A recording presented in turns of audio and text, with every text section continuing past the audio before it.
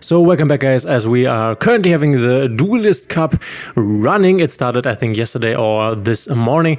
I have already played a lot of games. I just was in university and I had basically a free course where I could play a lot of games. So I have familiarized myself with all the decks that you can currently play. Also, it's basically the ladder, so it doesn't really differ from the ladder. So what I have here today for you is a tier list that ranks the decks that you can use to most easily win or get max level in the Duelist Cup with. And then if you want to also climb even higher in the second stage of the Duelist Cup, I have also only choose the decks which I think are like the best decks that you can play right now. So there is no Dinos here, there is no Dark Magician, no Cyber Dragon, no Blue Eyes, because these decks are basically just trash decks. So not Dinos. Dinos doesn't really fall in this category. You could have placed Dinos, I think, somewhere around here in the C tier. But yeah, let's just hop right in, start with the list, and I will talk about each deck and where I think they will rank. Keep in mind, though, that this might change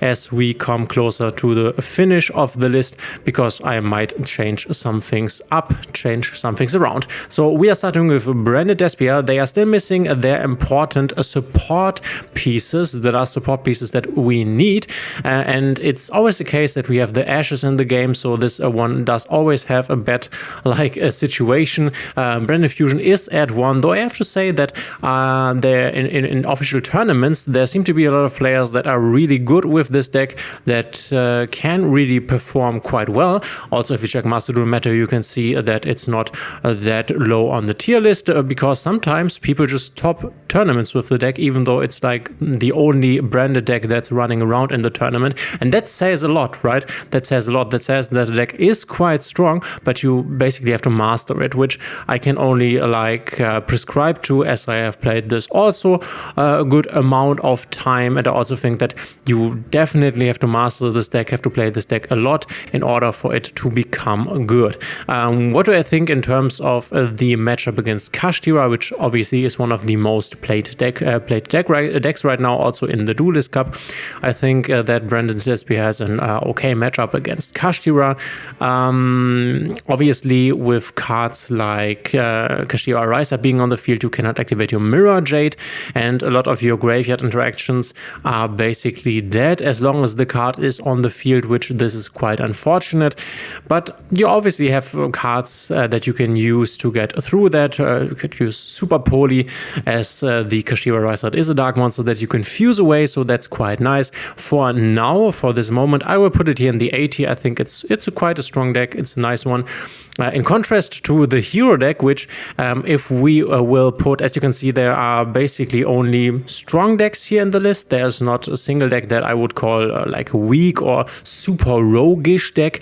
I mean, sure, you could call Heroes a roguish deck, and that's why I will put this here in the C category. I think it's a fine deck. It's a nice deck. You can definitely reach Master 1 or the max cap in the Duelist, in Dueling Cup, in the Dueling Guide, Dueling Cup, Duelist Cup, that's what it's called. You can reach max level in the Duelist Cup with this, but I think in comparison to all the other decks that we can see right here, this is one of the weakest.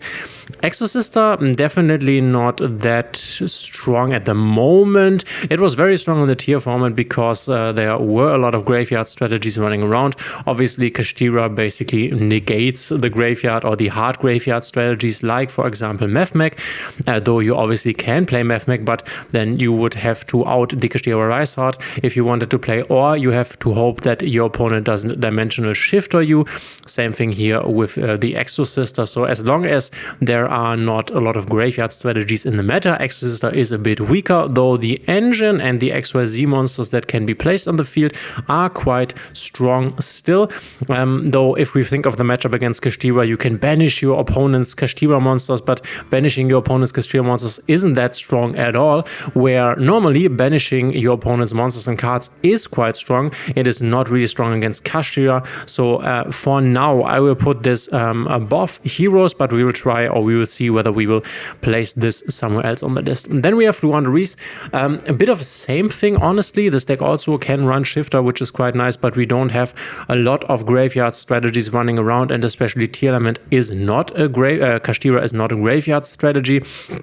This deck also has become quite inconsistent as it has seen a lot of ban list hits, unfortunately for the deck. So I think at the moment it's a fine deck. I will put it in the B category. It's definitely not a weak deck.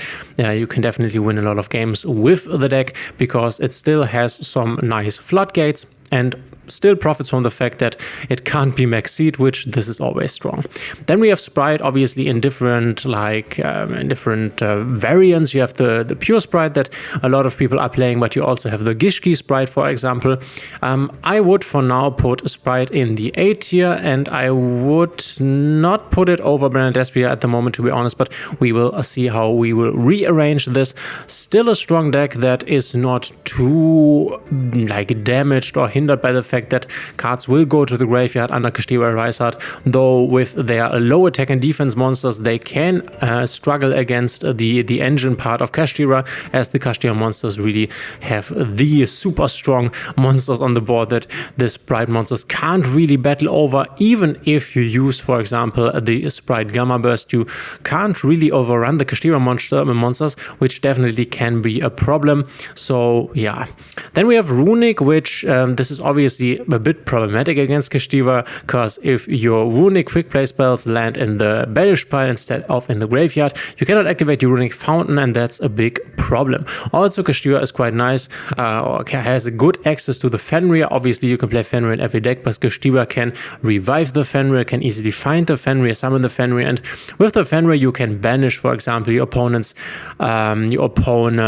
Runic Fountain, which the Yugen can't even protect against that, and if it gets banished, the Gary cannot return it. So it's definitely not hard for Kashtira. I'm talking about Kashtira all the time because it is the most used deck, but it's not hard for Kashtira to out the main pieces of the archetype, and the fact that they have Shifter, they have Kashtira Rysart is really bad for Runic. So I think for now I would place it, I think, somewhere around here, but we have to see. Then we would have Kashtira here, but let's pick a Labyrinth next, and let's do Kashtira at the end, Labyrinth next. So Labyrinth, I think, is definitely up here in the A tier, might even be an S tier strategy. This could be our first S tier strategy. It's really nice, together with the Daruma Karma Cannon, which is really strong against Kashtira. It has cool options to stop the strongest deck in the room, though I think this is still poorly, to be honest. Yeah, Labyrinth just works, is basically immune to Max C, or not totally immune, but Max C doesn't really hurt the deck, this is always important. It has the Daruma Karma Cannon that it can search and it can set, and other cards that can work against other decks, for example, the Dimensional Barrier that can shut down Purely, another big threat in the meta right now. So I think Labyrinth being one of our first S tier decks is quite the right position for the deck, at least at the current moment. So using this in the Duelist Cup will net you a lot of wins, if you ask me. Then we have Mavmech, and I already talked about how because they are a graveyard reliance strategy, they suffer from cards like the Dimension Shifter from the Kashtira Rysart, and that's of course a big problem, because if your little Mavmech guys go into the banish pile instead of in the grave, you can't use your Mavmech Super Factorial, which is your basic play that you can use to win the game. Still, the deck is quite strong, and you can use Small World to search Kaijus that you can use to out the Kashtira Rysart, and then you have quite an easy lane that you can choose to OTK your opponent with the Access Code Talker double attack line, which this is quite easily achieved. So I think all in all, Mavmech is still a strong deck. I will put it here at the top of the B tier category. I think it's not as strong as is Branded Despia or Sprite. Then we have Mikanko, and this is funny because I think at the moment the meta is quite rewarding when it comes to going second. We will talk about this when I come to Kashtira in a moment, but I think going second decks, or in general going second, is quite nice at the moment, because your main opponent will be Kashtira and they don't have any negate on the end board. They have some interruptions, but they can't negate stuff. So if, for example, you use your evenly matched or whatever, then they can't really negate that and we lose their whole board. Same thing here with Mikanko. They of course don't evenly the opponent, but because there are no negations, you can use your Mikanko cards to kill your opponent. And the cool thing is that you use your spell cards, for example, the Water Arabesque, desk and use the effect of the spell card to summon the Mikanko, so it's not that important to use the monster effects, and then you can obviously dodge cards like the Fenrir or the Unicorn, and Unicorn isn't even good against you because you don't use your extra deck. So I think Mikanko at the moment is quite a strong deck. I would put it somewhere around at the top of the B category here. Then we have Naturia Runic. So I'm talking Naturia Runic. You could also say this is Naturia, but we are talking about the most competitive decks that we have right now. So I think Naturia Runic is definitely one of them. It's way better than is the normal Runic deck, that's for sure, but still suffers from the same problems that Naturia, that the pure Runic variant suffers from. This also needs to use the graveyard for the Naturia engine. You want the Naturia cards in the graveyard. You want your tree to get them into the graveyard and not in the banish pile. So that's a big problem if you ask me. As I already said, I think it's better but not as good. So I would at the moment place it, maybe this is not even somewhere. We will have to rearrange this, but for now I would say it lies somewhere. Maybe I would put it here, to be honest. Then we have Punk. This is a bit hard to categorize because you could go Punk Kashtira, Punk Telements Kashtira, or something like that. But let's say Punk in general, the Punk engine together with some other engines in general, so not a specific variant. I think they are somewhere around the top of the B tier, to be honest, also depending on the graveyard somehow, but can make a lot of strong plays. We are not talking, just to make it clear, we are not talking pure Punk.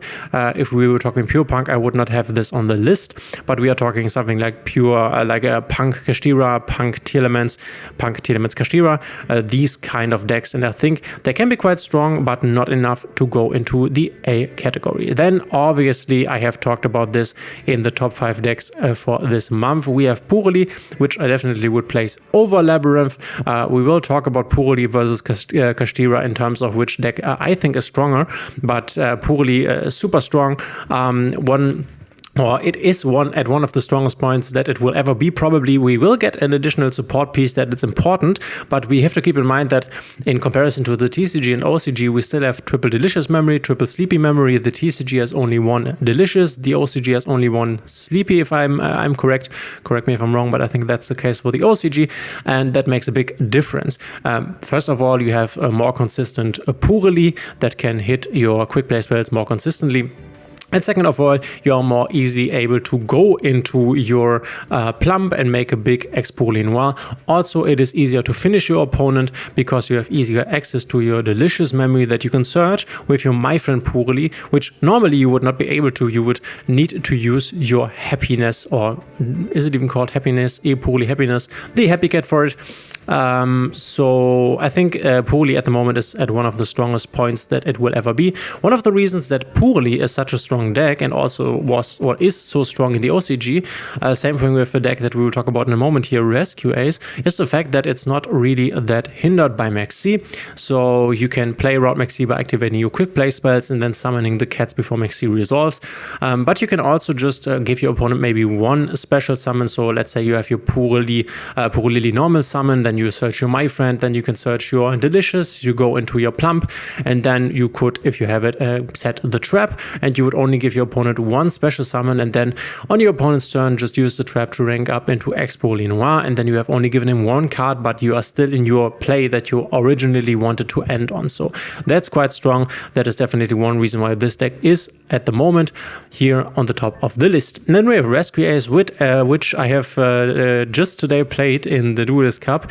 The deck is really fun. I really like the cards. I really like the artwork of the cards. But for now, I have to say this deck, I think, operates somewhere here in the C category. I'm not quite sure where I would put it. Might even put it at the bottom, or yeah, somewhere around here could also be fine. Maybe here, maybe at the bottom, maybe here.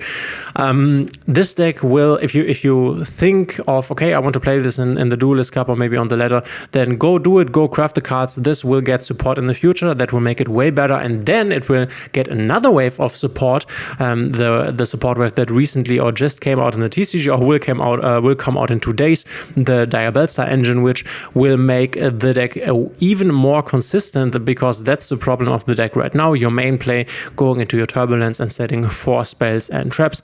You can't reliably get into that at the moment. That's quite unfortunate, but with the addition of the Preventer and the Emergence, I think, so the spell card and the monster, you will be able then to get into your main play way more consistently and also have a really nice interruption with the Preventer on the field. And then you will get the DUELIST engine in the future, which will make it even more consistent, and then you can go for a Borrowed Savage Dragon with negates and stuff. This deck is really strong, will become really strong, and probably will be the strongest deck in the Master Duel meta at some point in the future. So investing in it now, if you want to play it in Duelist Cup, is totally fine. You can reach max level with this in Duelist Cup. You can with every deck. It will be a bit of grind. You will brick sometimes, and if you brick, this deck will feel really bad. Though what is cool about the deck is, and I will make a video about the deck in a few days, I guess. What's cool about the deck is that you have a lot of interaction points that you can use from your hand or from your field in your opponent's turn. So it's kind of a second tier elements somehow, at least the level of interactions when it comes to summoning monsters from your main deck or from your hand. That can the Rescuers deck can really do that a lot. But for right now, it's not super strong. It's also strong for the same reason in the OCG as is Purely, because it's not really hindered by Maxi. You only need to special summon your Turbulence. I think if I'm not, let me think about the line that we will take in the future, but I think you need to give your opponent 2 special summons. You would go your Airlifter, you would need to go into Link Kuribo, I think, to get it into the grave. And then you would need to summon your Turbulence. So I think you can get away with giving your opponent 2 special summons under MXC, and you will still have the exact same play that you wanted to go for in the end, minus the extra deck monster links that you would probably go into, or the resummoning of the Preventer that we will get in the future. But yeah, will be a super strong deck in the future, the strongest deck in the future at some point. I'm quite sure of that, but for now, C tier.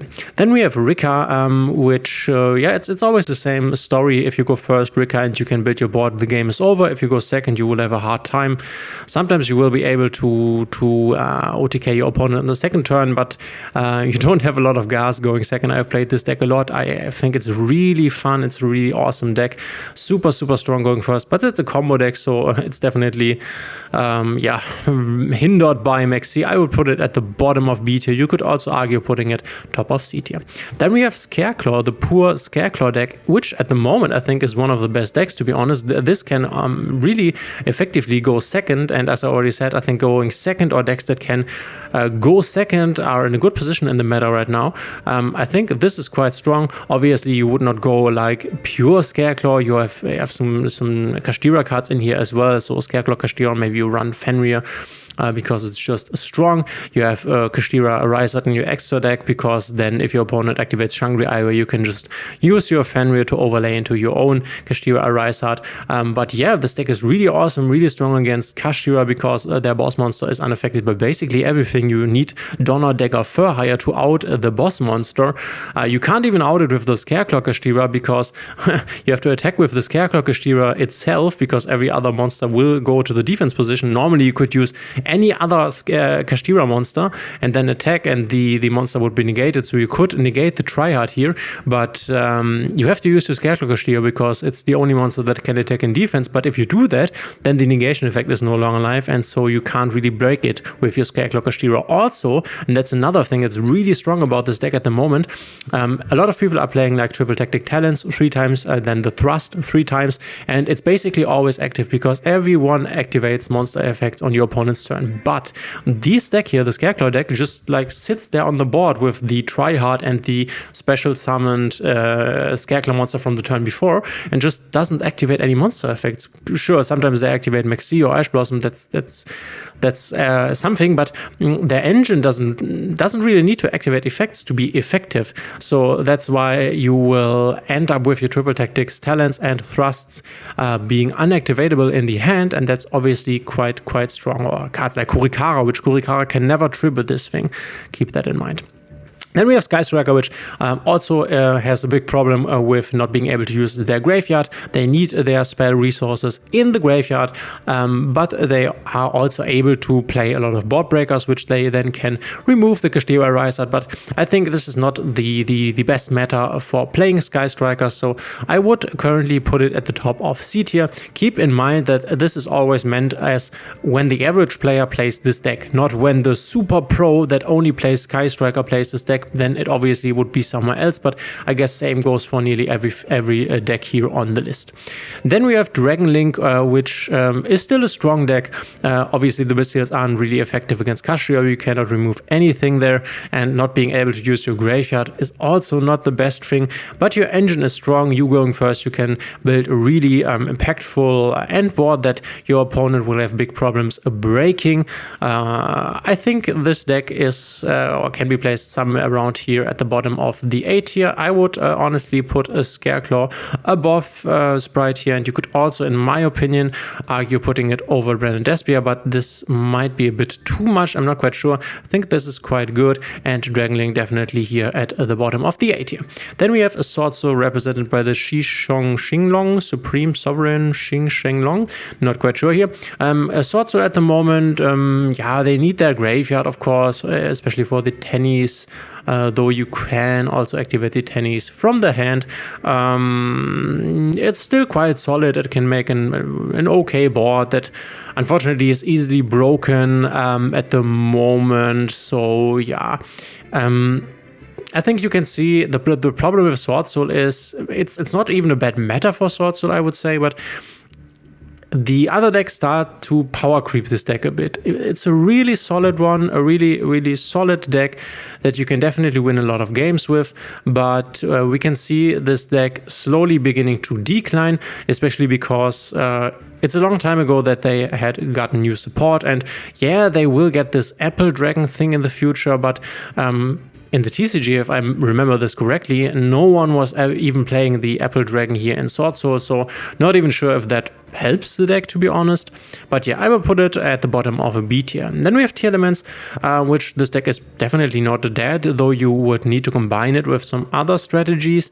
And if you face a Kashtira Riser, then that's obviously a problem, and you need some way to out it before you can play your game. But it's still TIERLIST, it still can make some awesome plays, some strong plays, even without the Merly, which is definitely a problem. But you have gotten the TIERLIST Kashtira, which is only at 1, so it will probably never get its old power level back. I think that's also quite fine. I would say if you want to decraft these cards, you could do that right now. I will put it somewhere here in the middle of the B tier, and then we have Trap Tricks, which I also think it's fine. It's an okay deck. I would say it's somewhere here in the C tier. Not quite sure where. I think somewhere at the top. Maybe here. And then we have Kashtira, and I think the interesting question is Kashtira better than Labyrinth and Purely? Because obviously Kashtira is up here in the S tier, but which one of these three is the best and which one is the weakest? I would say Labyrinth is the weakest of the three. We have talked about this. I would think Kashtira is the second best deck at the moment, and Purely is the best deck at the moment. The reason being that Kashtira can definitely be inconsistent at more than sometimes, unfortunately. When the engine starts, and when it, especially if you are in situations with low resources, then this deck is stronger than is any other deck here on the list. But they are definitely hindered by the fact that they are not that consistent, and also by the fact that their end board is easily broken. And then your opponent breaks your end board and normally doesn't kill you if there are not also Kashtira. And then it's the resource grind game, which Kashtira can win a lot of. But I think all in all, Purely with their really good consistency will net you the overall better results. Though I would say I've talked about this in the video that I've posted before, the going second Kashtira list is really strong, and I think it's the way to go, and the going second Kashtira list might be the strongest deck in the game at the moment, to be honest.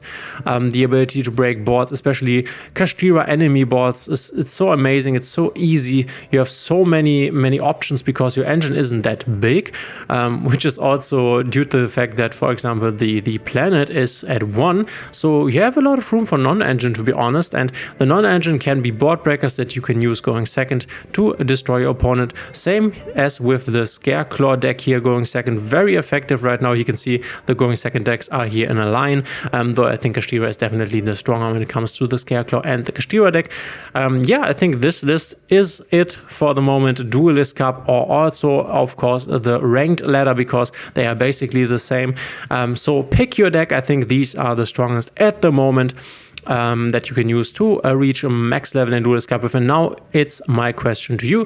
What do you think of this list? Where would you put decks? Do you think I have misplaced the deck, or do you think that the list fits your experience? Let me know in the comments, and thanks for being here, guys. Thanks for watching the video. If you are still here at the end, really appreciate it. Not everyone does. Most people, this is YouTube thing in general, just hop off from the video at around, like, I don't know, 3 or 5 minutes. That's like standard for YouTube in general. So thanks for being here. Also thanks to all the guys who have only watched like 3 minutes. That's also fine. If you like my channel, please consider subscribing, hitting the thumbs up and the notification bell. This helps me out a lot, and we will see each other in the next one.